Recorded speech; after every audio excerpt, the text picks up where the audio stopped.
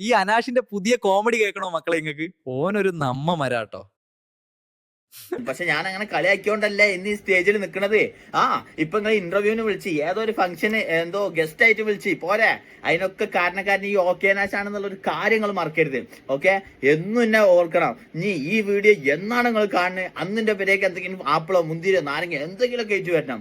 Okay, എനിക്ക് ഏതായാലും നല്ല ടെൻഷൻ ഉണ്ട്. കാരണം ഒന്നാമത് നിങ്ങളെ ബാക്കിയുള്ള എല്ലാവരും നിങ്ങളെ എന്നെ കളിയാക്കി. കാരണം എന്തിനാ പോലെ കളിയാക്കണം തന്നെയാണ്. പക്ഷെ എന്റെ മനസ്സിൽ പച്ചമായ എന്റെ മനസ്സ് ചെറിയൊരു മനസ്സായോണ്ട് എനിക്ക് ഭയങ്കര ടെൻഷനായും ചെയ്ത്. പിന്നെ എന്നെ എല്ലാവരും തെറ്റിദ്ധരിച്ചടാ. ഓക്കടാ, ഞമ്മ നന്മ മാത്രം ഉദ്ദേശിക്കണം. ഇനി മുതൽ ഞാൻ ഓരോരുത്തരും ഇതേമാതിരി കളിയാക്കും. ആരും എന്റെ ഇതിൽ വന്നാണ് പേഴ്സണലി വന്നാണ് തെറി വിളിക്കാൻ നിൽക്കരുത്. കാരണം എന്താ, ഞാൻ നന്മ മാത്രം ഉദ്ദേശിക്കണുള്ളൂ. ഓക്കെ, അപ്പം ബൈ ബൈ ബൈ. ഓൻ എത്ര നല്ല മനുഷ്യനാന്ന് നിങ്ങൾ ചിന്തിച്ചിട്ടുണ്ടോ?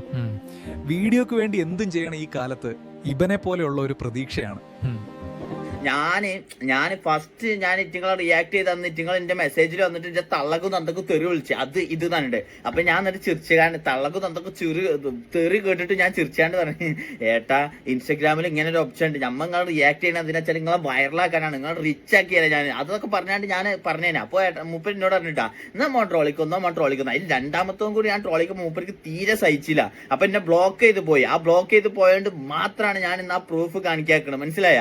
ആ വീഡിയോ കാണുമ്പോ തന്നെ ഭയങ്കര ഇഷ്ടമാണ്. ഞാൻ പിന്നെയും കാണും. ഇവൻ ആളൊരു ദേഷ്യക്കാരനാണെങ്കിലും നിഷ്കളങ്കനാണോ. ഇവനെ പോലെ ഉള്ളവർക്ക് ബാക്കി നാളെ. അപ്പൊ സബ്സ്ക്രൈബ് മറക്കല്ലേ കേട്ടോ.